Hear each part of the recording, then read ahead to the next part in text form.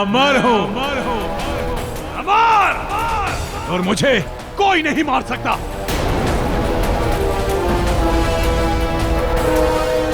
नागमती,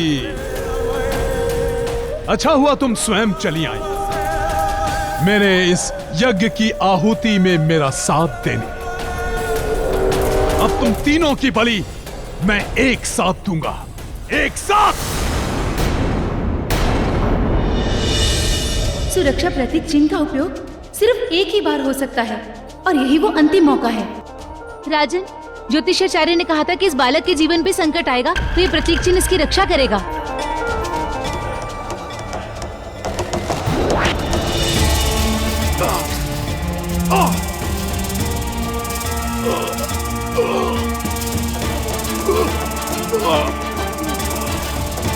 ये तो रुद्रांत की सारी शक्ति इस प्रतीक चिन्ह में समा रही है।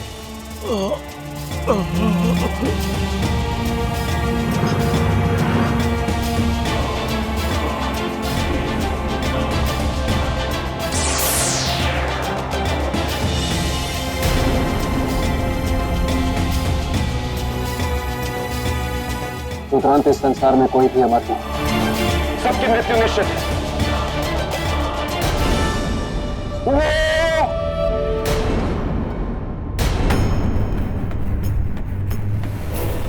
आपके मन का पराक्रम जीत गया, मेरा पराक्रम हार गया।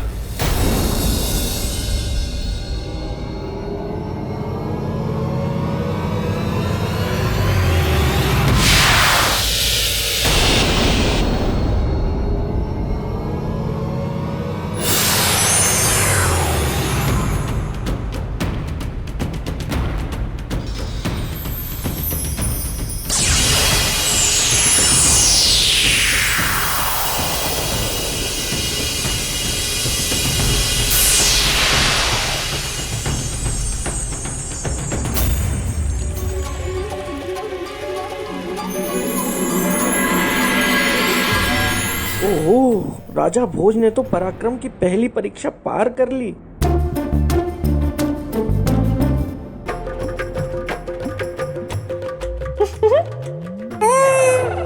ये क्या है? कितने सुंदर लग रहे हो। दूर रहो मुझसे। तो और क्या करूं? ना ही तुम मुझे बता रहे हो ये है कौन? कब से बनाए बैठे हो मौन? ये राजा भोज है, उज्जैनी के राजा। ठीक है, अब मेरी चोटी मत बनाना। बिना समय व्यर्थ किए मुझे राजा भोज के पास जाना चाहिए।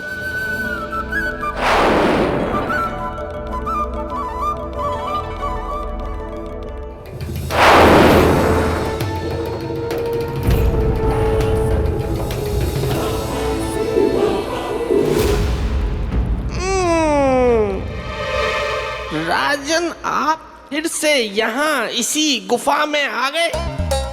इस संसार में इतनी सुंदर सुंदर अद्भुत जगह है, आप वहां भी जा सकते थे, लेकिन नहीं, आपको यहीं आना था, इसी गुफा में, ये पेड़ पौधे पत्तियां फूल और इस कबूतर को देखने।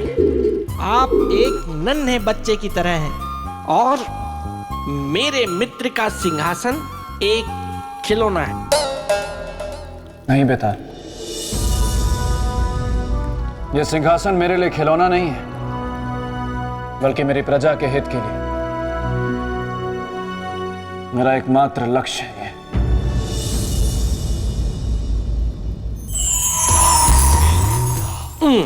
बेताल, महामाया, तुम अभी यहीं हो बेताल? नहीं नहीं महामाया, मैं तो राजा भोज के साथ युद्ध के लिए गया था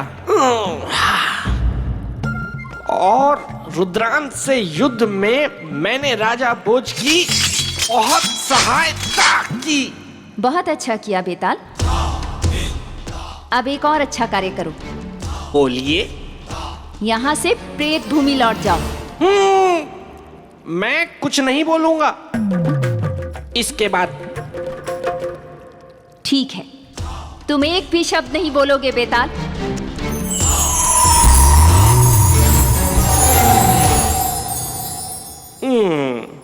हाँ तो राजन, हम कहाँ?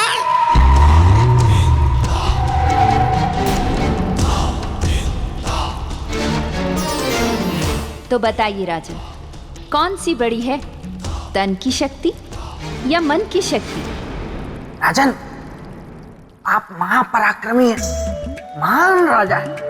मैं आपसे बहुत प्रसन्न हूँ। मेरी और आपकी कोई शत्रुता नहीं है। वो तो मेरे मित्र के सिंहासन पे कोई ऐसा वैसा राजा नहीं बैठना चाहिए, इस बात की चिंता मुझे सताती रहती है।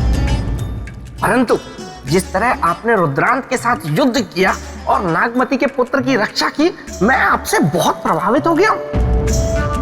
और अब मैं चाहता हूँ कि आप मेरे मित्र के सिंहासन पे बैठे। इसके लिए आपको प्रश्न का सही उत्तर देना है, और सही उत्तर है तन की शक्ति। बेताल, क्या समझा रहे हो राजा भोज को? कुछ नहीं मामा, मैं तो इन्हें समझा रहा था कि इन्हें प्रश्न का उत्तर सोच समझ के देना है। बेताल, ये मत भूलो कि तुम सम्राट विक्रमादित्य के परम मित्र हो, इसलिए हम तुम्हें कुछ नहीं कहते, किंतु तुम्हें अपनी सीमाएं नहीं भूलनी चाहिए। क्षमा देवी क्षमा, मैं भावनाओं में बह गया, इसीलिए ये कह गया।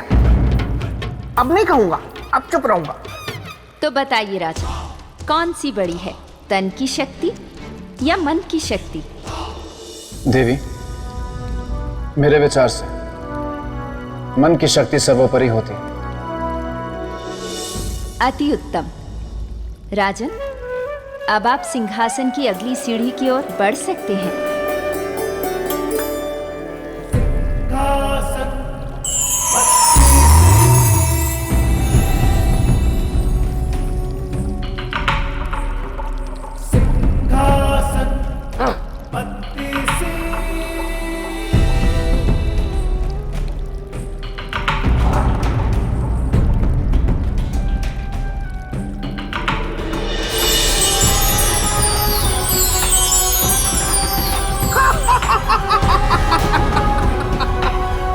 राजन, अब समझ में आया कि मेरे मित्र के सिंहासन तक पहुंचना इतना आसान नहीं है।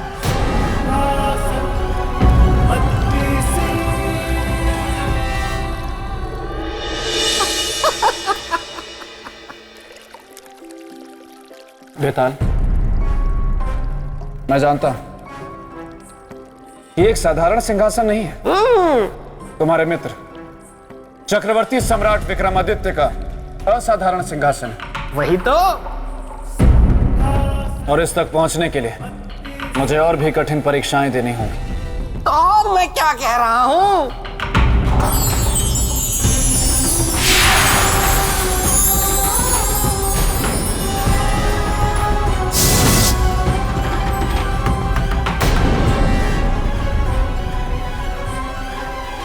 मैं सिंहासन में त्याग की प्रतीक रक्त मंजरी हूं।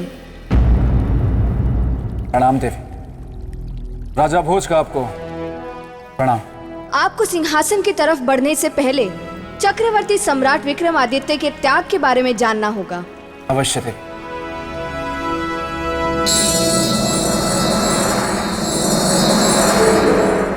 प्रणाम प्रणाम देवी, मैं बेताल।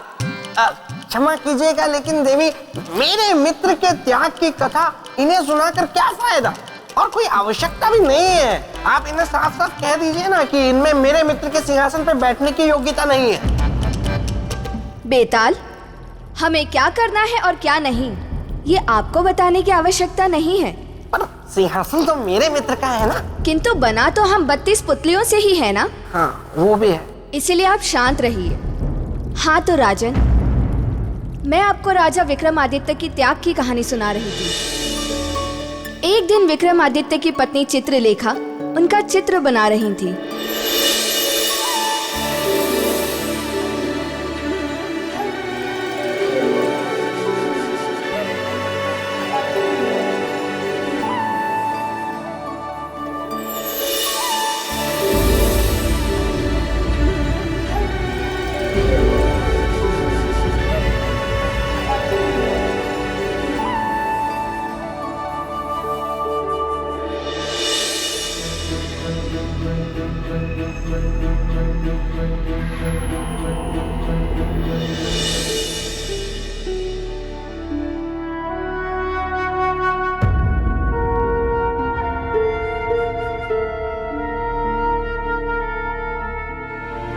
महाराज,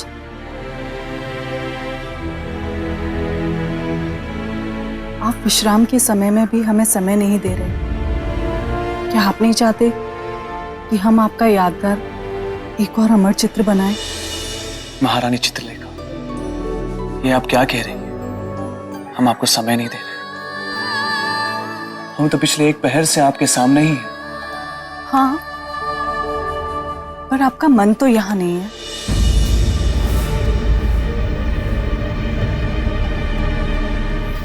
आप तो जानती हैं महारानी कि हमें किस बात की चिंता है।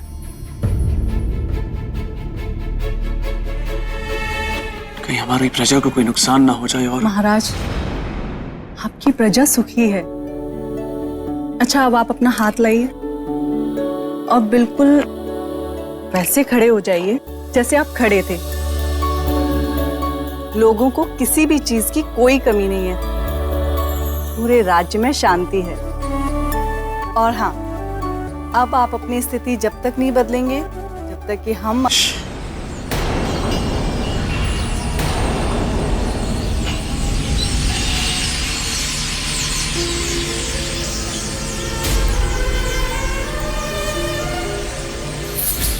क्या हुआ महाराज? शांत महारानी शांत।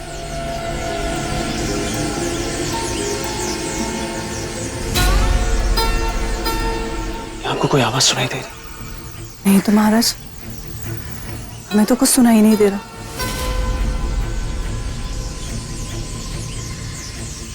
हमें किसी के रोने की आवाज सुनाई दे रही, जैसे कोई विलाप कर रहा।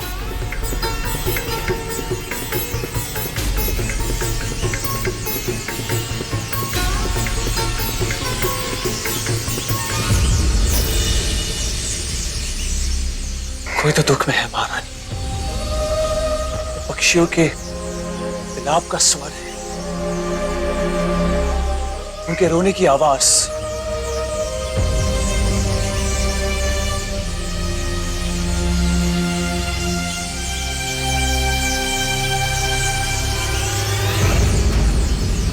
पर हमें तो कुछ भी सुनाई नहीं दे रहा। महाराज,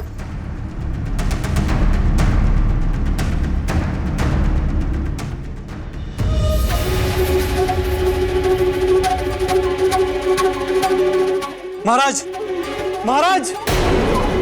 देखा राजन, इसे कहते हैं राजा, जो अपनी प्रजा की चिंता में किसी के रोकने से ना रुके। देवी, अगर आपकी आज्ञा हो तो आगे की कहानी मैं सुनाऊं? धन्यवाद। बेताल, आपका स्वभाव अब तक नहीं बदला। पहले भी आप उत्पात मचाते थे और अब भी। अच्छा, नहीं देवी, मैं तो प्रार्थना कर रहा हूँ। मेरे मित्र की कथा है ना, इसीलिए।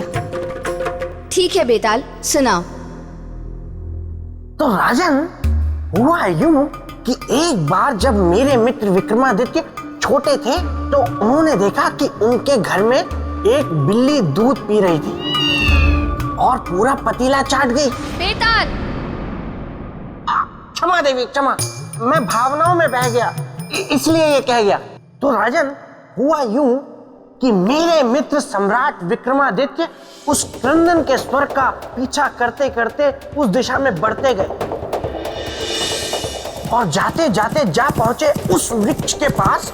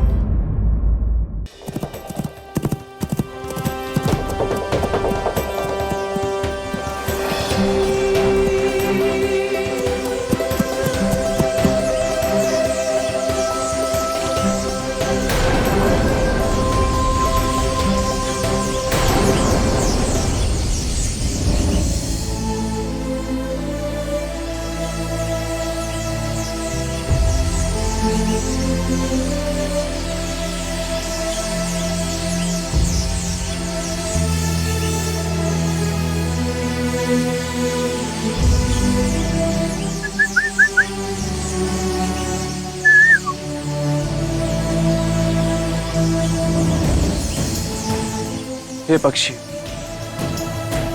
हमारे राज्य में किसी भी वस्तु की कमी नहीं है। सारे सुख और सुविधाएं, प्रजा से लेकर पशु पक्षी तक, सभी सुखी और संतुष्ट है। फिर आपके दर्द का कारण क्या है?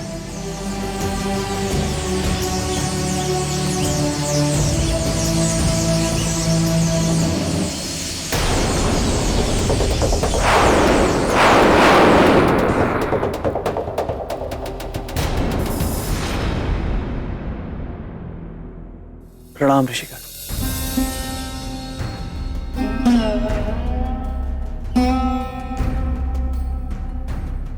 ऋषिगण, आप लोग पक्षी के रूप में और आपकी आंखों में आंसू और स्वर में दर्द का कारण क्या है?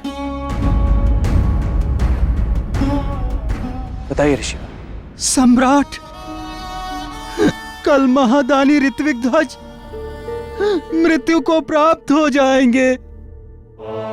मृत्यु तो अटल सत्य है। जिसका जन्म हुआ है उसकी मृत्यु भी निश्चित है।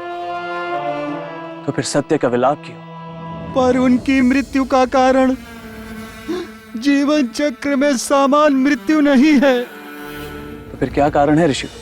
उनकी मृत्यु का कारण उनका त्यागी स्वभाव तथा दान देने की इच्छा। लहू बहाकर धन अर्जित करते हैं और फिर बिना मोह माया उसे दान कर देते हैं।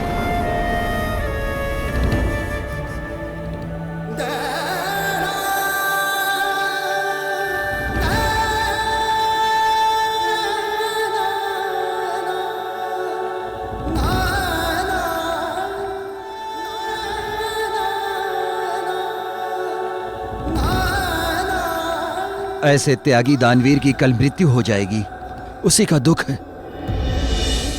किंतु ऋषि, इतने कष्ट सहकर अर्जित किए हुए धन को ऋत्विक ध्वज दान क्यों कर देते हैं? उनके इस त्याग का कारण क्या है?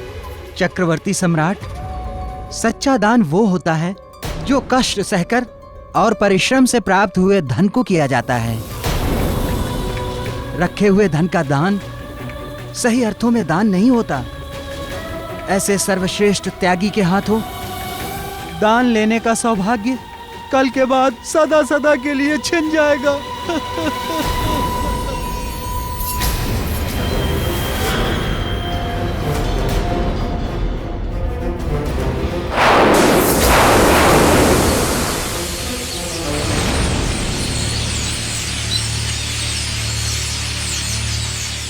ऐसे महात्यागी और महादानी की मृत्यु,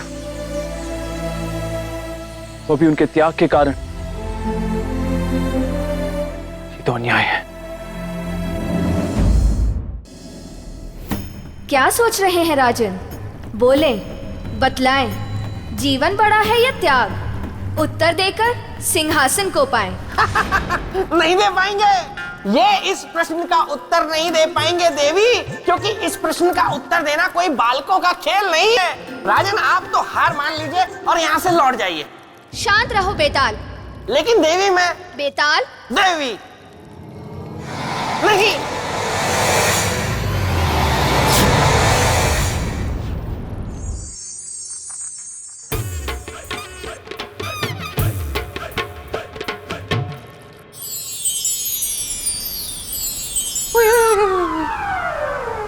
बेताल अभी तक नहीं आया। गोलू, गोलू,